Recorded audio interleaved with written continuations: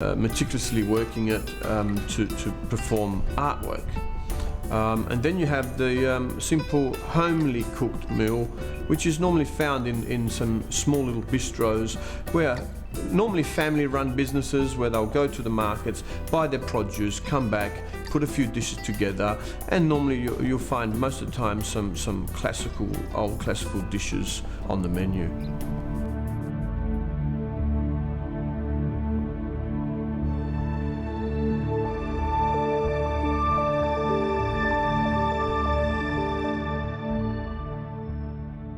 The French, like most cultures, vary their flavours by the season. This may not have a huge influence in our modern world, where most herbs and spices are available all year round, but traditional seasonal dishes are still flavoured by the season's produce. Common in many dishes are the staple European herbs that flavour food throughout the world. There are 4 herbs that are considered the mainstay of French flavours. These are known as fung herbe and consist of parsley, chives, tarragon and chervil. In French cuisine, the Italian variety of parsley is considered to be the most versatile and features in many dishes and is also often used chopped as a garnish. Rosemary and thyme feature prominently in French cuisine, as do basil and marjoram. Fennel is famous for its aniseed flavour and is used from seed or sometimes bulb. The French embraced fennel in the late 19th century, partly due to the popular drink of the time, absinthe, which is flavoured with the aromatic herb. A herb often used in the preparation of white meats and vegetable dishes in France is sage. And finally, herbs are used in unique ways in France. For example, the bouquet garni, which is a bouquet of different herbs wrapped and tied and added to broths, stews and soup to infuse flavour, and of course, herbe de Provence or provincial herbs, which is a mixture of dried herbs, usually dominated by thyme, that is often used on grilled meats and added to vegetables and stews. French food is steeped in tradition, and unlike some cultures which have left some dishes in the past, the French are proud of their culinary history and embrace the unusual ingredients of yesteryear. This dish is probably one of the most famous. During my experience of spending some time in France, I actually did a harvest in the Bordeaux region, working with some lovely French ladies. Month of September, started raining. We were in between the vines picking grapes for the lovely Bordeaux vintage, and starting to rain, and all of a sudden these French ladies disappear. I'm wondering, where are they? And all of a sudden they come back, and bags full of snails, and also with an invitation for dinner that night. So that's probably the first experience I had with snails, which is quite an interesting one for me, and made me understand how important these little escargots are to the French and their French cuisine.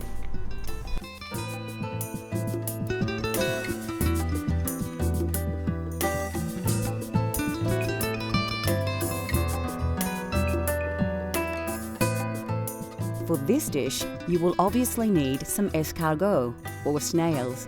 Now don't just grab them out of the garden though. Snails need to be purged or prepared for consumption, and are generally slow cooked in stock to soften the flesh.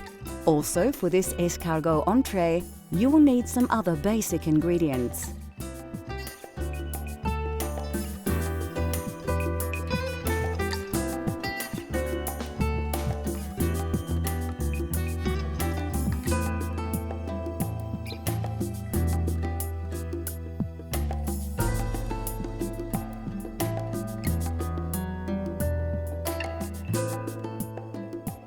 And finally, some spinach, as we will be serving this dish on a spinach bed.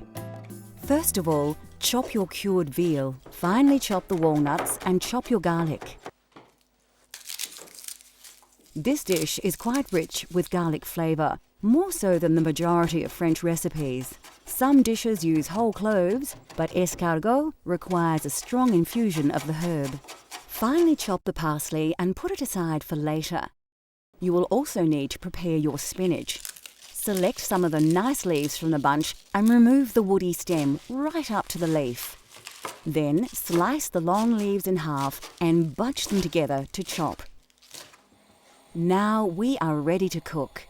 Pour some oil in the pan and add some butter also. Then let the pan heat up and wait for the butter to melt and start to sizzle before adding your cured veal. Add your walnuts and stir. You should have a delicious smelling rich base for your snails. Add the pre-prepared snails to the pan, mix them in with the sauce and add the garlic and most of the parsley.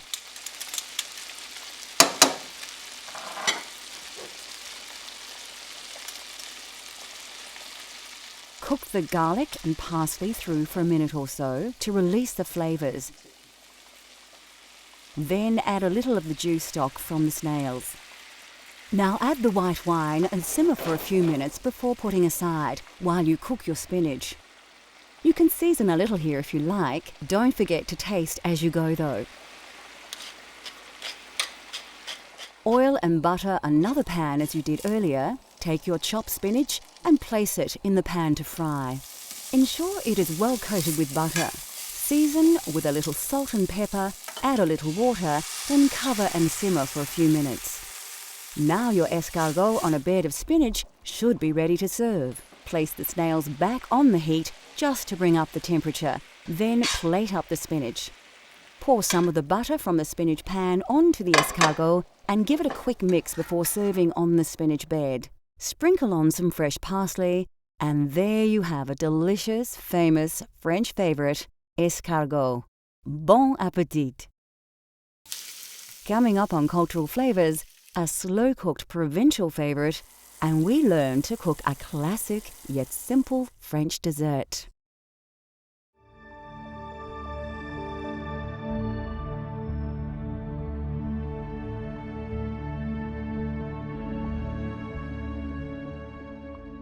Although French food is often rich and seemingly exotic, it's the preparation of the dishes that have forged this reputation, not the ingredients. The variation of vegetables in the cuisine of France is generally fairly limited, and are vegetables available to most people looking to recreate famous French dishes at home. Of course, carrots are the mainstay of the French dining experience. Both adult and baby carrots are used, and the French are famous for their glazed carrots. Although originating in Peru, the potato has become popular in France, but not until the early 1800s. It is thought to have been introduced to the region by Spanish sailors and soon replaced the turnip as the main root vegetable due to its easy cultivation. The turnip still has its place in the local cuisine though, as it is much more flavoursome. Leeks are popular in France and prized for their onion and cucumber-like taste. The white base is more often valued, but the green leaves are often used to wrap the bouquet garni. The familiar purple aubergine, or eggplant, features in the food of the region, as does zucchini. Mushrooms also play a vital role in French cuisine. Fitting into the seasonal nature of the cooking across France, mushrooms that usually start to appear after winter are a popular ingredient in hearty meals throughout the spring. Like Italy, truffles are highly prized and are one of the few places that have a thriving truffle industry. Originally a peasant dish, beef bourguignon or French burgundy has become a popular mainstay of French cuisine. A simple dish that is easy to cook, beef burgundy needs little preparation, but it does require a few hours to cook and is best served the day after. Beef bourguignon for me is again a very old classical dish that everyone knows all around the world, and it does come from the Burgundy region, using good quality red wine and making sure that you've got the right quantity of beef and vegetables mixed in, and let it cook nice and slowly, so it takes its time to take in all the different flavors from the different ingredients used. And yes, of course, the old truth is that it tastes better the next day. I think it gives all the ingredients time to come together in harmony and complement each other. The following day, it's like it's marinating in the fridge overnight, and then you cook it up and warm it up the next day, and it has this beautiful flavour again.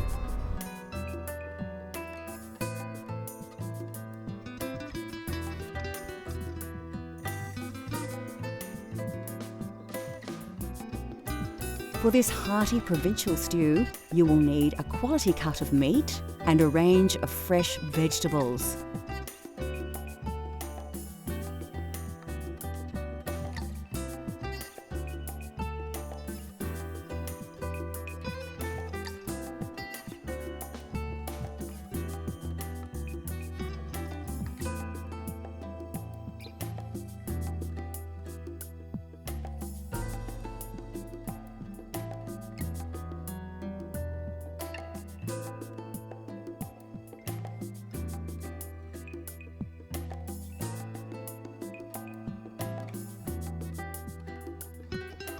Also flavouring this dish is bouquet garni. You can make this yourself using leek leaves and fresh herbs tied in a bunch with string. First, peel your carrots. You can do this the traditional way or with a peeler. Chop them up and put them aside for later. Take your small onions, top and tail them, and peel them. If you can't get small pearl onions or pickling onions, you may need to slice them in half. But don't chop them. Chop the large onion as normal for frying. To prepare your mushrooms, like the onions, you may need to chop them. If you have access to tiny button mushrooms, use them whole. Peel and chop your garlic very fine if possible, and finely chop your parsley. You will need to slice your meat into cubes. Trim the cut if need be, but don't be too fussy. Keep the size uniform so they cook and absorb flavours evenly. Now it's time to fire up your stove. Place a pan on the heat and add some oil and butter. Ensure the pan is well coated. Place the meat cubes in the pan and brown them off. Keep turning them. You don't want to overcook the meat in the pan, just give it some nice colour and flavour. Season with salt and pepper, but not too much. You can always season more later. Add the carrots and some chopped onion and stir through the oils, coating the whole dish with the simmering sauce. Then place it in your pot on a low heat. Sieve some flour over the mixture and coat well. This adds texture to the dish and keeps the meat together. Add your garlic, bouquet garni and tomato paste. Then pour in a whole bottle of Burgundy. Bring up the heat a little until it just starts to bubble. Place in the veal stock. Then put it aside on a low heat to simmer for about an hour and a half. Fry up your baby onions and mushrooms in oil and butter, just enough to coat them well. Don't overcook them, put them aside to add much later. After about an hour and a half, it's time to add the other ingredients and mix well into the broth. Leave on a low heat for another half an hour. Taste and season if necessary. Then it should be ready to plate up. Serve the beef bourguignon in a large bowl with a slice of crusty French bread. You can eat it right away, and it is delicious. But many say beef bourguignon is best prepared the day before, so it's great for dinner parties. Next on Cultural Flavours, we explore the sweet world of French desserts and give you a step-by-step guide to a baked caramel classic.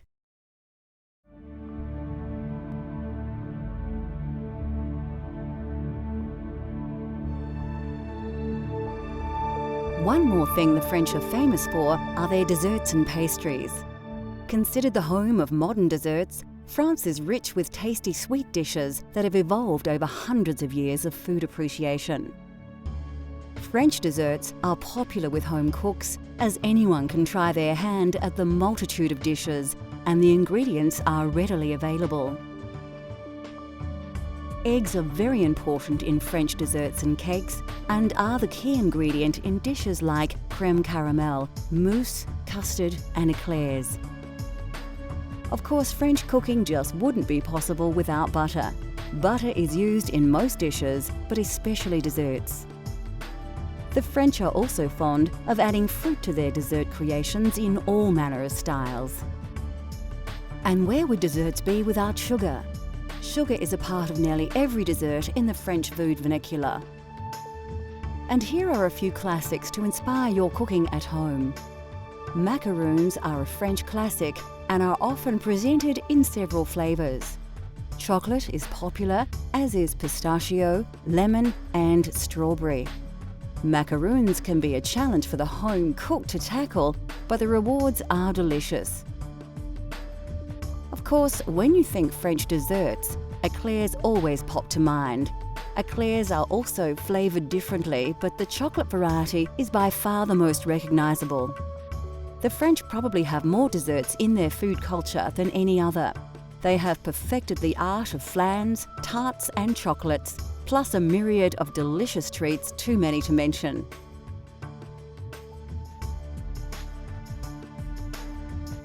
Another aspect of French desserts is, of course, the visual creativity.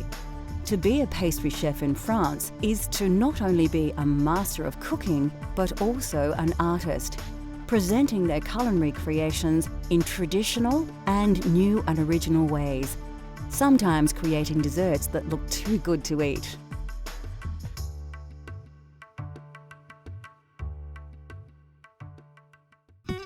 The French have made a true art out of desserts, yet they need not be complicated. The trick with this dish is timing. Let things cook too long and it will be back to the mixing bowl for another try. Well, the reason why I chose crème caramel is because it's an old classic and everyone knows it. I think that the art to making a good crème caramel is all in the cooking of the caramel, making sure that you don't let it go too dark and bitter. So it's something that's used quite often in France. It's a very simple dish to cook at home or a nice classical bistro that you can find in Paris. You'll find it on virtually every menu that you can find in France.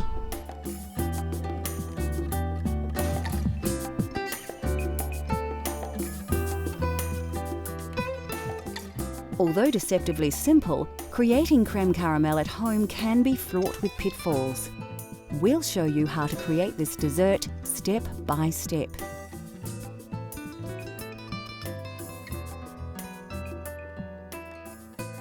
First, crack all your eggs into a mixing bowl.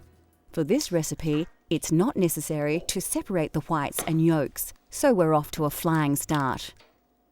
The next step is to add your sugar. Don't dump it all in at once. The sugar needs to be slowly whisked into the eggs, mixing as you go, like this. Then it's over to the stove to warm your milk. You will need to bring it to the boil, but rather than stand and watch it, you can prepare your vanilla bean. Carefully slice the bean lengthways, but don't cut it right to the end. This makes it easier to get the bean out of the mixture later. Place the vanilla bean in the milk and wait for it to boil. As the milk rises, take it off the heat and put it aside for the vanilla to infuse. Now it's time to make the caramel. All you need for caramel is sugar, water, and perfect timing.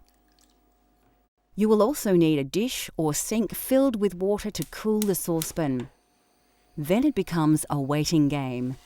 You don't need to stir the mixture, just wait until the water evaporates from the sugar. If you attempted this without water, the sugar would burn. The trick with caramel is to watch it cook and wait for the colour to change. Then it's just a matter of taking it off the heat when it turns a golden brown, which happens very quickly. When it does, place your pan in the water to cool for about half a minute to stop it from overcooking.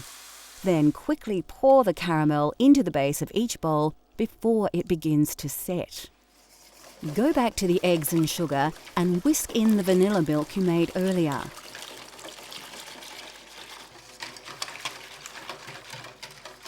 find the vanilla bean and scrape the seeds out into the mixture. Then you need to remove the bubbles or they will appear in your final dessert. Use a ladle to work the bubbles off the top of the milk and put them aside. You won't need them. Ladle the mixture into the bowls on top of the now set caramel. You'll notice we have the bowls in a bain-marie. Of course, we will fill this with water to just below the top of the bowls, and it will prevent the dessert from burning while cooking. Place the bain-marie in the oven at 180 degrees for about 40 minutes. Carefully take them out of the oven and they should be browning on top. Let them cool, then place them in the fridge to set. This usually takes 2 to 3 hours. When set, run a knife carefully round the edge, turning the bowl as you go. Then you should be able to place a plate on a dish, turn it over, and remove the bowl, leaving a delicious dessert behind. Use the now softened caramel left in the bowl to decorate the plate. And there you have authentic French cream caramel. If that doesn't make you hungry, nothing will.